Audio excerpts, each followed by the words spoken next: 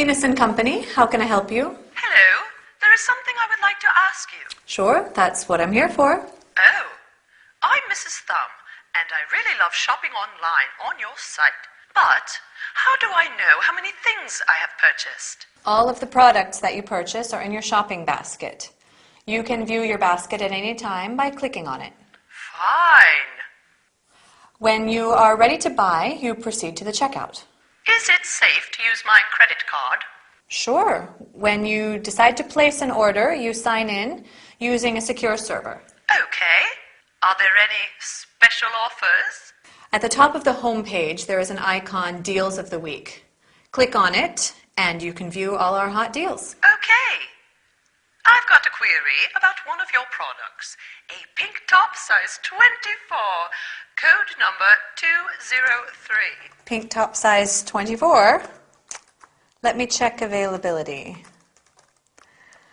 I am sorry, but this item is not available. Oh, what a pity. Well, is the red miniskirt, code number 311, available? Still size 24.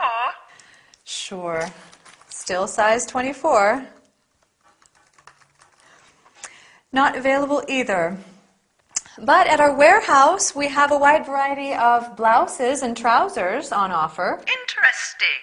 Okay, so let me take a note of that. Blouses, trousers, and a pink top. No, the pink top is not available, Mrs. Thumb. Oh, yes, sure.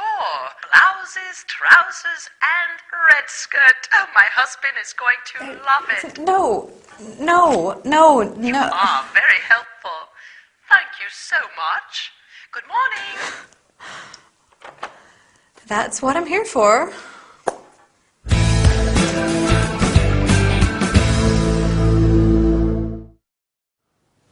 Hi, everybody. I'm sure that many of you are going to love this business session. We're going to talk about online shopping. Isn't it great? I love shopping online. Do you? In our scene, Mrs. Thumb visited a website that sells garments and calls the helpline for some additional information. Together with you, I would like to review the basic steps of an online shopping experience. Once you get to a website, you start browsing the products on sale. Browsing means to have a look at products. When you find a suitable item, that is, an individual article, you click on it to get more information. If you like the item, you add it to your online shopping basket. As Lucy says, you can view your shopping basket at any time, which means that you click on it to see all the products that you have selected. If you change your mind, you can remove an item. When you are ready to buy, you proceed to the checkout. The checkout is the place where you pay for the goods. To make a purchase, you have to register your personal details and a credit card number. Do you remember what Mrs. Thumb is worried about? She wants to know if it is safe to use her credit card. Lucy says that there is no risk because the website has a secure server. A secure server guarantees that others cannot intercept your ordering information. Mrs. Thumb is interested in special offers or hot deals. That means items that are sold at a reduced price. She is calling because she has got a query about one of their products. A query is a question, something you want to know about. Do you remember what the product is? Is it a skirt? A dress? Right, it's a top. A pink top, size 24. Well, in England, a size 24, a 22 in the US, is quite a big one. Lucy has to check availability, and unfortunately, the item is not available, which means that it cannot be obtained. Time to relax now. Our session is over. Bye for now, and see you soon. Interesting speech, wasn't it? Sure. While we are on the subject, I think the strategies proposed by Miranda are going to prove very effective.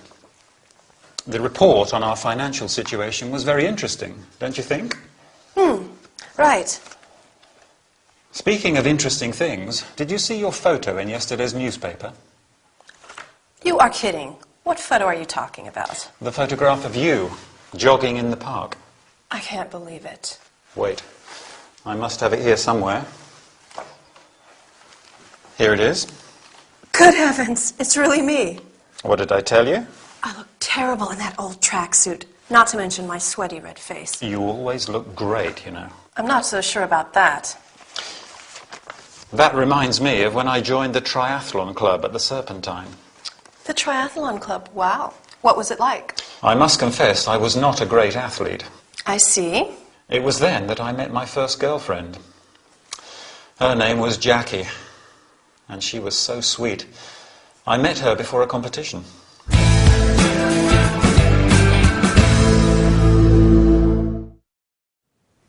Hi, are you ready for a new business workout? I hope so. Today, we're going to talk about holding a conversation. You are going to learn how to start a conversation, change the subject, show interest, and express surprise. Al and Linda are talking after a meeting. Al wants to start a conversation with Linda, and he says, "Interesting speech, wasn't it?" You can also say, "Interesting subject, wasn't it?" Or, "Interesting proposal, wasn't it?" And so on. Do you think that Al is good at keeping the conversation going? I think so. In fact, he skillfully changes the subject when he realizes that Linda is not interested in talking about the meeting. There are many useful sentences to change the subject in a conversation. Speaking of interesting things, while we're on the subject, or that reminds me of when I joined the triathlon club, for example. When someone is speaking, it is important to show interest. Here are some useful expressions. Sure. Right. I see. What was it like? That means, how was it? Can you tell me more about it? Can you remember what Al saw in the newspaper? Yes, a photo of Linda jogging in the park. When Linda sees the photo, she is very surprised. In this and in other situations, there are a number of expressions and exclamations that you can use. You are kidding. That means, I am really surprised. I can't believe it. Good heavens! Used to show how surprised or how shocked you are. That's strange. Or, oh my. My, oh my, our time is over. I hope you learned some useful expressions and exclamations today. Bye, and see you for another workout.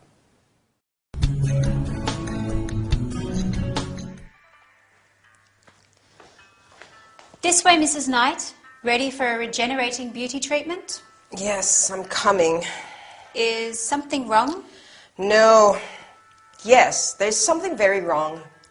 May I ask what the problem is? First, the towel you gave me is rough. The one you gave me last time was much softer. I am sorry to hear that. Plus, these bath slippers are very uncomfortable. I see. Lastly, this bathrobe is too small. You see? Is that all? No, it's not all. Every time I come here, I have to wait for ages. Mrs. Knight, if you want to avoid waiting, you'd simply have to make an appointment. You have our telephone number, don't you? Yes, I do. Instead of a pair of flip-flops that are not suited to your feet, ask for standard bath slippers. With a small additional payment, you can get cotton or linen towels that are much softer than these. Okay. And as for the bathrobe, you just have to tell us what your real size is. I've changed my mind. The bathroom fits perfectly.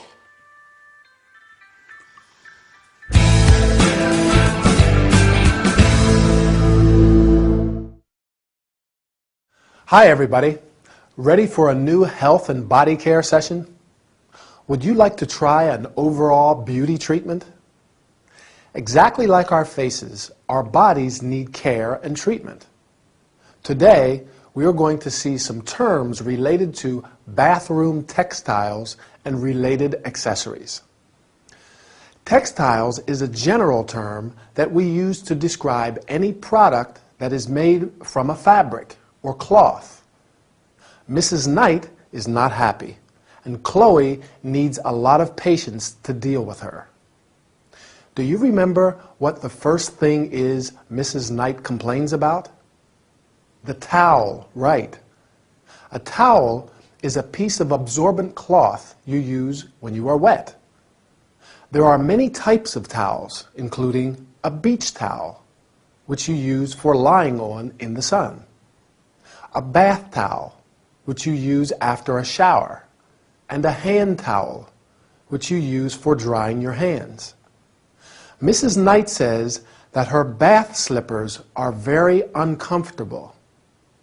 Bath slippers are shoes that you use in the bathroom and in similar places.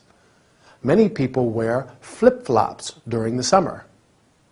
Flip-flops are a type of open shoe with a V-shaped strap, often made of rubber. As Chloe points out, Mrs. Knight chose a pair of flip-flops that are not suited to her feet. The lady complains because she always has to wait for ages. Chloe says that if she wants to avoid waiting, she should make an appointment. With a small additional payment, that is, a small sum, Mrs. Knight can have cotton and linen towels. Bathroom textiles can be made of different materials, including cotton, silk, linen, and synthetic fibers. What is the problem with her bathrobe? Right, it's too small. A bathrobe is a garment, like a coat, that you usually wear before and after a bath. The bathrobe is too small because Mrs. Knight did not give her real size. For example, you say, "What size are you?" Or, "What size do you have or do you wear?" I wear, or I have, a size 38. Anyway, our time is over. I hope you enjoyed this session. Bye for now. What seems to be the problem, John? I don't know how to say it. Do you like shopping? Shopping? Not much. I prefer staying at home watching TV. Lucky you. My problem is that I'm obsessed with shopping. I see. Whenever I feel alone or depressed, I go out and I cannot resist the urge to purchase something. Okay. My wardrobe is full of clothes I never wear. Some of them still have the price tag attached. Maybe we could exchange wardrobes. My friends say I'm crazy. Maybe they're right. My credit card is up to the limit. What can I do, Dr. Fraser? Ray? We can work this problem out. I hope so. There are many kinds of addictive behaviors. You could be defined as a shopaholic. A shopaholic? Yes. A shopaholic is one who suffers from compulsive shopping addiction. I understand. Let me give you a few suggestions. Okay. First, pay your purchases in cash. and leave your credit cards at home. I understand. And when you go out, make a shopping list and buy only what is on the list. Okay. And avoid discount warehouses. Ah, Finally, when you feel the urge to buy something, do some physical exercise instead. right. This is going to be hard at first, but I am certain that you'll feel better in no time. Oh, Ray, thank you so much.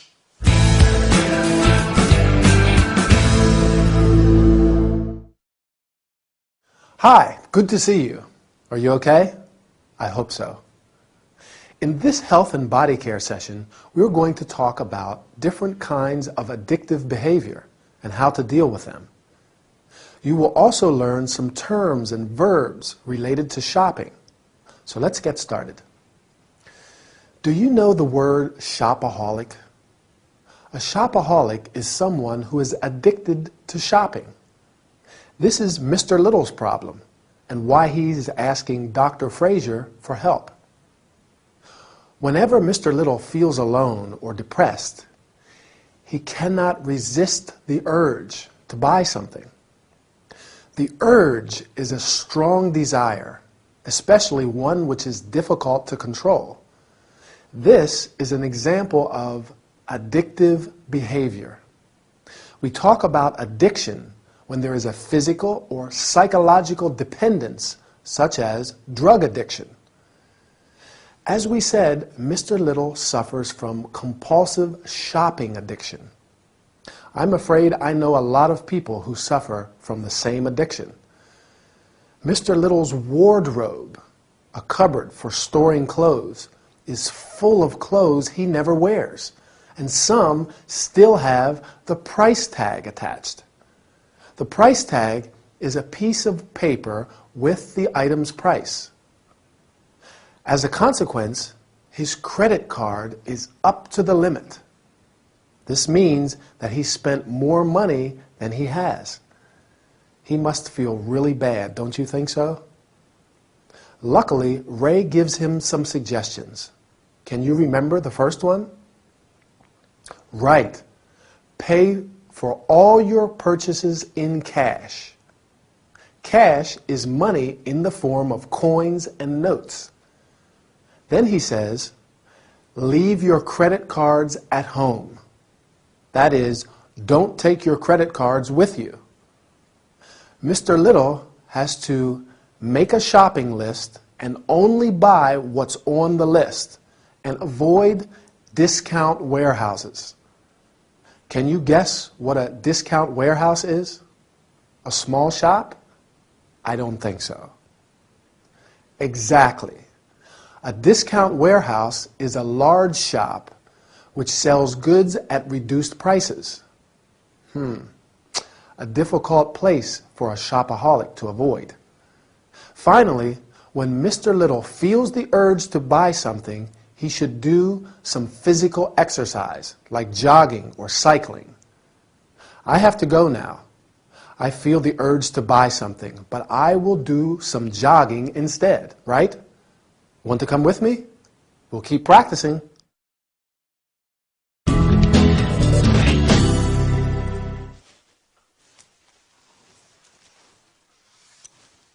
Have we got any red purses? No, we haven't. Black hats? Yes, 2 black hats.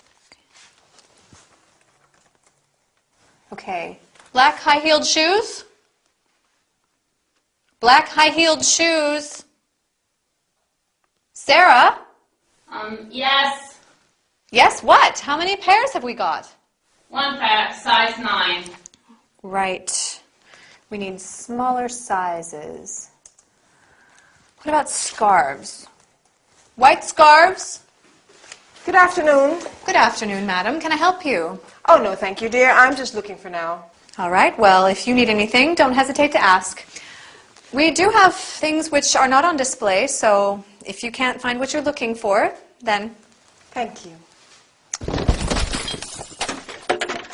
Heavens, what was that? 1 white scarf. Excuse me one moment. What do you think you're doing? I'm fine, thank you for asking. What? We haven't got any more hangers. The dresses were all in a pile on top of the empty boxes, and I couldn't find the white scarves. Are you crazy? Where do you think you are? At the market? Did you realize that this is a classy shop? I'm with a customer. This just isn't acceptable. Sorry, one moment. Now, go back and clean up the mess and put these dresses back in order. But we haven't got any more hangers to hang the dresses on. That's why. Yes, we have. They're in the box on the floor. Listen, Lucy, I only work here part-time, and every time I come back to work is more difficult. After a few days, everything is in a different place. You move things around all the time. Boxes are heavier and heavier. It's not my fault if the stockroom is a mess and I can't find anything. And another thing, I don't appreciate you treating me like this, especially not in front of a customer. I don't like it. If there's someone around here who should learn how to behave, it isn't me, it's you. Could you kindly call your colleague back? I'd like to try on this pair of shoes, but I need a bigger size. Sarah, you have a customer.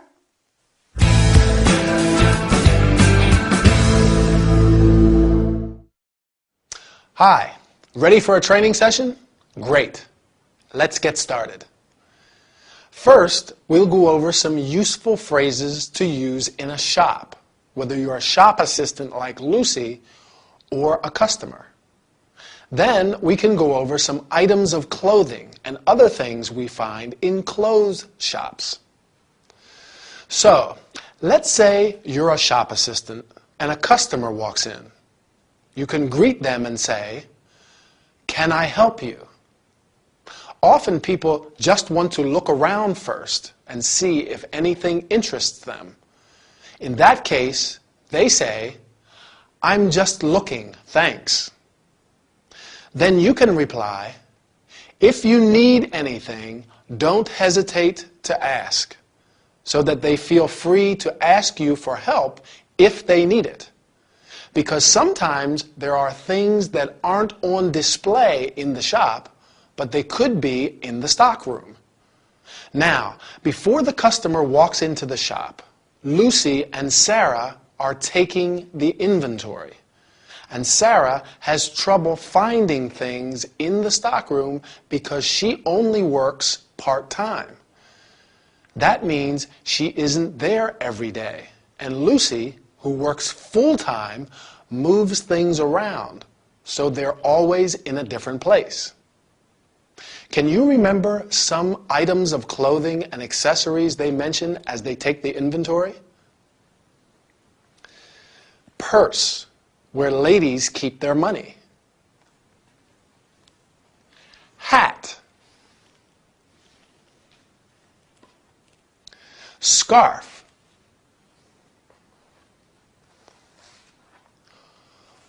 One scarf, but two scarves. What else? Oh yes, high-heeled shoes. There are women's shoes that have a high heel, often just called high heels. Do you wear high heels? I don't. When we talk about shoes, we say a pair of shoes. Clothes and shoes come in different sizes. What size are you? Or what size shoe do you wear? I wear a 9.5 or a 10 in the US. Now Sarah has a little accident in the stockroom because a pile of dresses falls on her. What does she need to put the dresses in order? Hangers. They're the things we use to hang clothes. Right. That's all we have got time for today. See you soon for our next training session. Bye.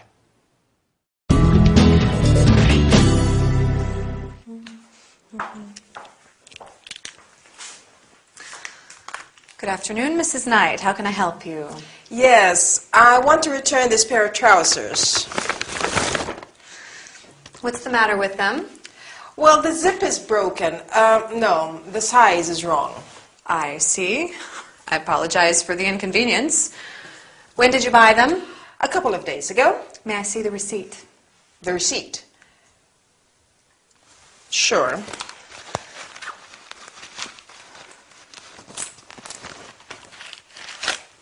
Here you are.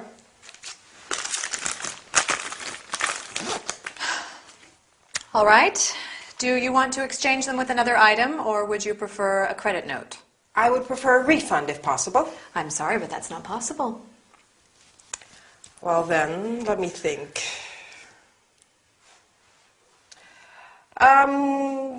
What if I exchange it for that pretty belt over there, the one with the shells? I'm afraid there is a price difference.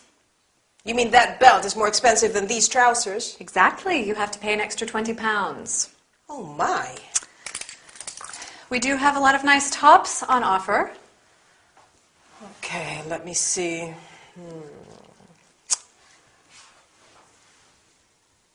Maybe I can try this black top. Where's your changing room? It's over there.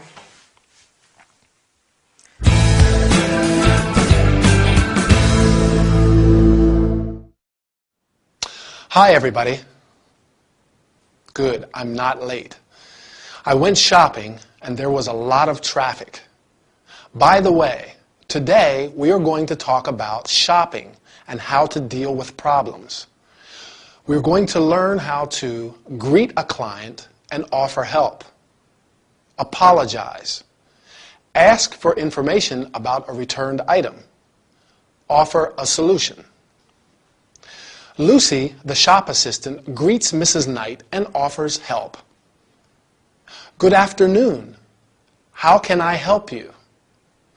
You can also say, can I help you? Or, can I be of assistance? Mrs. Knight says, I want to return these trousers. To return means to give something back. When a client returns an item, that is, an individual article, you have to ask what the problem is. What's the matter with it? Or with them? Or, what's wrong with it?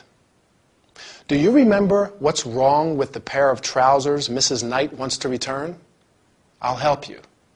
First, she says that the zip is broken. And then, right, that they are the wrong size. You must then say that you are sorry. I apologize for the inconvenience. Or, I am very sorry. It is important to get some information about the returned item. When did you buy it? And may I see the receipt? The receipt is a document which proves that money was exchanged. Now let's see if you remember. Lucy asks Mrs. Knight if she would like to exchange the trousers with another item or receive a credit note. Yes. A credit note is a document which allows you to buy other goods of the same value as the item you returned. Mrs. Knight wants a refund. In other words, she wants her money back. But it's not possible. If you decide to exchange the item with something else, there may be a price difference. This means that the item you want is more or less expensive than the one you are returning. For instance, for the belt, Mrs. Knight has to pay an extra 20 pounds. Oops, time to go. I bought a nice sweater and I want to try it on. Bye and see you soon.